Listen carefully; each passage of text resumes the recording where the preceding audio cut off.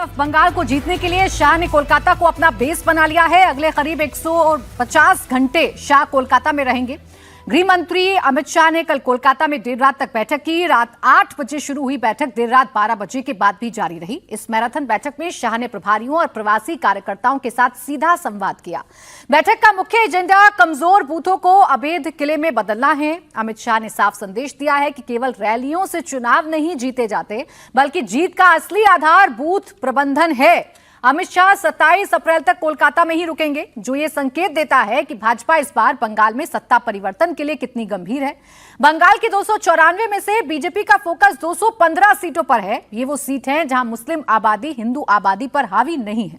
अगर बीजेपी को बंगाल जीतना है तो इन 215 सीटों में से 150 सीटों का स्कोर करना पड़ेगा, यानी बीजेपी को हर 10 में से 7 हिंदू का वोट चाहिए।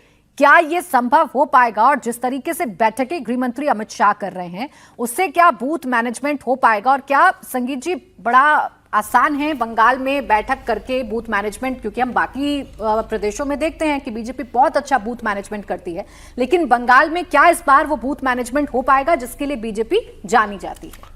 देखिए, बूथ मैनेजमेंट का जो कॉन्सेप्ट है ना, ये अमित शाह जी ने ही लाया। और जब वो पहली बार अध्यक्ष बने थे और उत्तर प्रदेश का चुनाव उनके हाथों में, उनकी कमान आई थी, तो उन्होंने इसको यूज किया था, इसका प्रयोग किया था और उसका बहुत सक्सेसफुल रिजल्ट आया था कि भारतीय जनता पार्टी 70 से ज़्यादा सीटें लोकसभा जीत करके आई थी। आपको याद होगा कि बिहार चुनाव जब चल रहा था तो इसी कहानी कुर्सी में हम लोग बहुत बड़े बड़ी बातें करते थे और कहते थे कि देखिए, चुनाव टक्कर का चुनाव है। जितने भी पोल प्रेडिक्टर्स थे कुछ और कह रहे थे, लेकिन एक ढंग से वो कहा जा रहा था कि हाँ, भारतीय जनता पार्टी जीत तो जाएगी, लेकिन चुनाव टक्कर का है, एक तरफा चुनाव नहीं है। जब रिजल्ट आया तो एक तरफा चुनाव था। और मैं कह सकता हूं कि अमित शाह जी का जो बूथ मैनेजमेंट था बिहार के अंदर, अमित शाह के साथ उनकी पूरी एक टोली और पूरा कैंप, मैंने तो एक जगह देखा इसको, अपनी आंखों से देखा कि कैसे बूथ मैनेज होता है, ये अपनी आंखों से देखा। और वो हैरान करने वाला है, वो मैं कह भी नहीं सकता, यहाँ पे बात भी नहीं उसके बारे में कर सकता, लेकिन वो अद्भुत था। जिसे कहते हैं ना कि एक एक बूथ का कंप्यूटर पर उनके पास डेटा है, ये हमारे पास आ रहा है वोट, ये हमारे से बाहर जा रहा है, इस वोट को हम खींच सकते हैं, इस वोट को हम नहीं खींच सकते हैं। और पूरी एक टीम, नहीं, ऐसा नहीं है, मैं बता रहा हूं, गुजरात की पूरी टीम एक जो थी CR पाटिल के नेतृत्व में ऑलरेडी बिहार जाकर के काम कर रही थी। वैसे ही एक नहीं, पता नहीं कितने टीमें काम कर रही थी वहां पे। वही हाल बंगाल में भारतीय जनता पार्टी ने बिहार के प्रयोग को बंगाल में आरोपित किया है।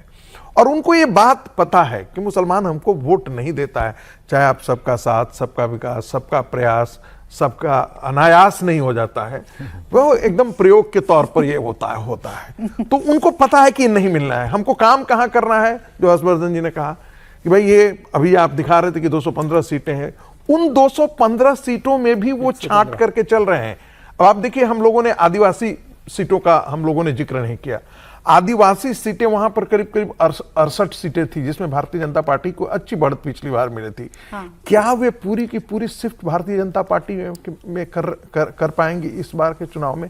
जो शेड्यूल ट्राइब्स के सीटें थी उसमें भारतीय जनता, अभी आपने देखा होगा कि पिछली बार जो है वो तृणमूल कांग्रेस 7-8 सीटें दिखा रही थी, वो एक्चुअली शायद 9 सीटें थी, 9 सीटें जीत करके आई थी और भारतीय जनता पार्टी को 7 सीटें आई थी। तो भारतीय जनता पार्टी को 8 ही सीटें आई थी, 8-7 15 का ही वो आंकड़ा था। तो क्या ऐसे जगहों पर बूथ मैनेजमेंट कितना भारतीय जनता पार्टी ने किया है?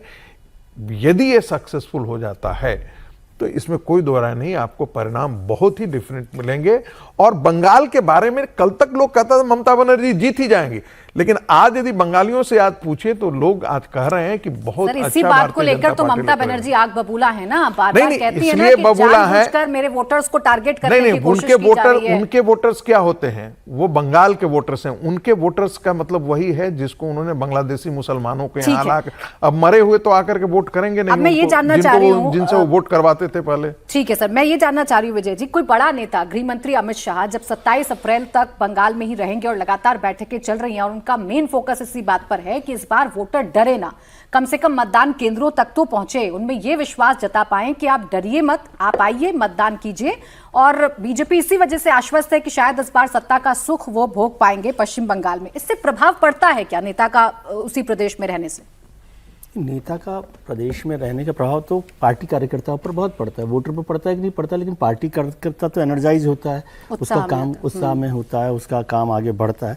लेकिन मुझे ऐसा लग रहा है कि हम पिछले आधा घंटा से जो चर्चा कर रहे हैं, ऐसा लग रहा है केवल भारतीय जनता पार्टी वहाँ चुनाव लड़ रही है और कोई है ही नहीं। अभी तक तो ये बाईपोलर इलेक्शन लग रहा था मुझे कि टीएमसी वर्सेस बीजेपी, लेकिन हमारी चर्चा से मुझे लगा कि ये केवल बीजेपी चुनाव लड़ रही है और बीजेपी किसके खिलाफ चुनाव लड़ रही है ये शायद पता नहीं। तो ये तो 234 जितनी सीटें हैं वो सभी बीजेपी के पास, अब उसमें से कितनी सीटें वो अपनी कमजोरी की वजह से हार जाएगी।